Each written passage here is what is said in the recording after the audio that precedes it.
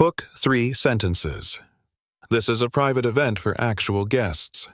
Not people like you, she said, loud enough that everyone on the terrace heard it like a verdict handed down from a balcony.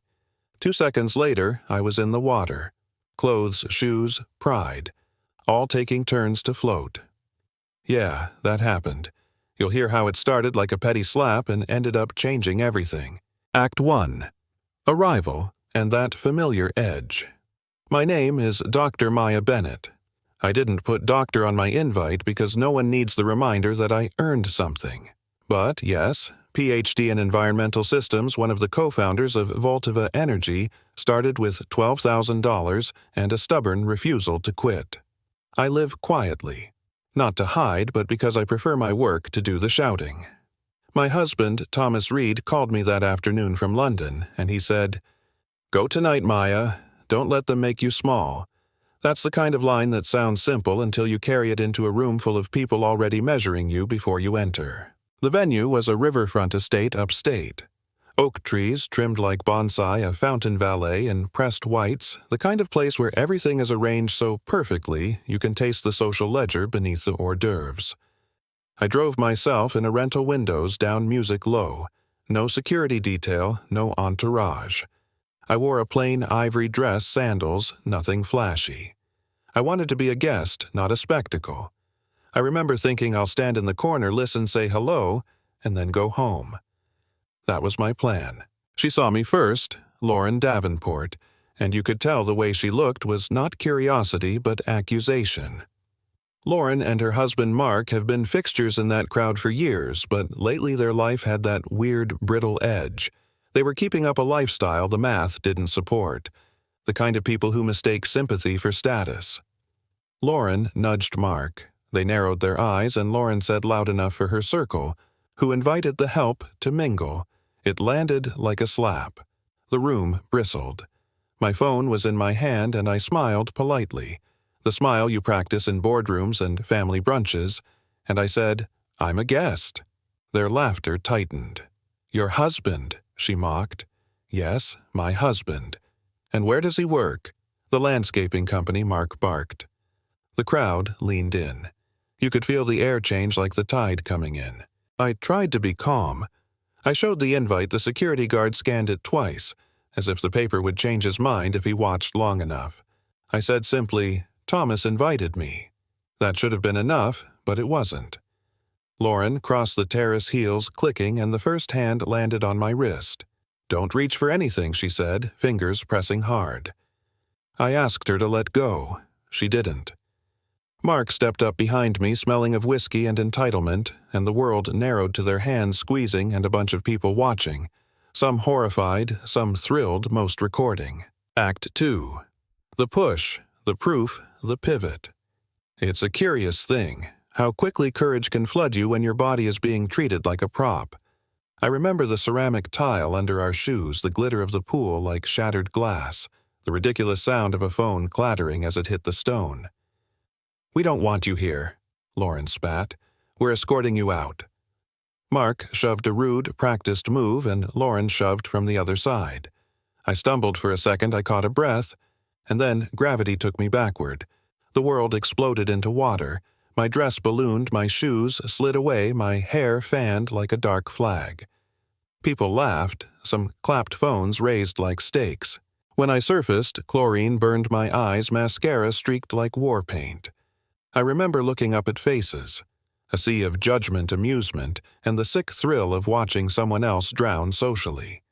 There was a thin, bright moment where the sound cut out, and I thought this will either be a small story later or the start of something larger.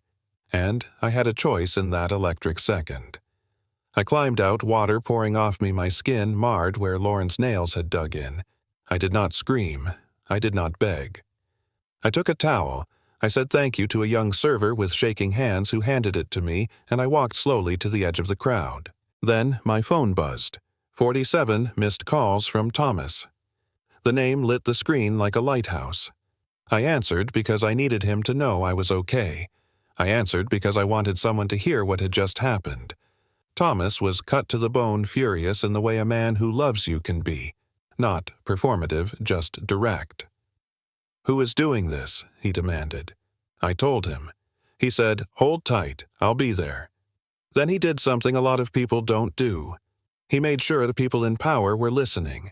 He called the estate's security chief, Marcus Hale, and suddenly the story changed tone, because a tiny fact shifted. I wasn't a punchline anymore. I was somebody's wife. And not just any husband, but the kind of man who could not be ignored. Except, here's the kicker: I never wanted the recognition to be the lever. I didn't want my name to be the thing that saved me. But the moment the security chief looked at me and recognized me from a list, you could see the social calculus pivot in the room. Lauren and Mark's voices got small. Fake ID, they hissed. Photoshop. But video doesn't lie. There were angles from several phones. A server had filmed the shove. A neighbor had a surveillance clip. The cops arrived. Witnesses started speaking up. Some with trembling courage, others with the slow realization they'd just watched cruelty for sport and were now uncomfortable to admit it. The younger server, Jonah, said he called the police because that's assault. Simple. True. Brave. The legal machine turned. Lauren and Mark were arrested that night for assault and battery, and within hours, the internet had done what small-town gossip used to do: it amplified the truth. Their old social posts were dug up, comments about entitlement, screeds about feeling pushed out by change, and the pattern looked ugly under a spotlight. The defense argued accident, misidentification, a tragic misunderstanding. But the videos, the bruises, the witnesses added a spine to the story that couldn't be bent. In court, the case became less about a pool and more about what we allow to happen when we assume someone's place based on how they look. The prosecution called it a bias-enhanced assault. The jury didn't take long. Act 3. Aftermath. Action, and the question that won't let you sleep. After the verdict, a lot of people assumed the story ended. It didn't. For me, winning in court felt like a small victory. It was necessary, sure, but what I cared about afterward was the people who don't have access to lawyers, to airtime, to networks that can make a scandal become a sentence. I started a legal fund. Not for me, but for people who don't have my last name or my husband's calls. We seeded scholarships in communities I grew up in, funded legal hotlines, and partnered with local groups to teach bystander intervention. I stood in community centers, not marble lobbies, and watched kids who'd once been told they didn't belong start to plan businesses to raise hands to be loud. That, for me, was the brighter kind of revenge. I also know this accountability alone doesn't erase humiliation. I still flinch when someone's hand grips my wrist. I still think twice before entering certain rooms. And that's the underside people forget when they cheer for a viral video. Trauma doesn't always end with a gavel.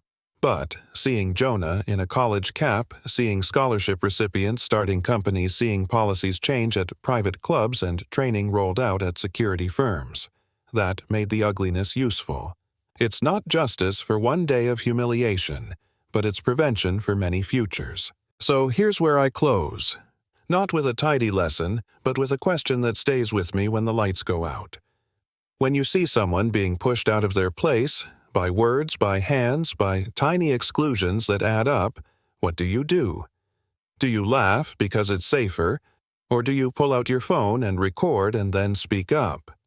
Do you walk away because intervention could be awkward, or do you stand and say, "Enough"? I pushed back that day because I had options. Many people don't, and that's the tragedy. Call to action. I want to hear from you. Tell me in the comments, have you ever stood by and watched something wrong happen because it felt safer?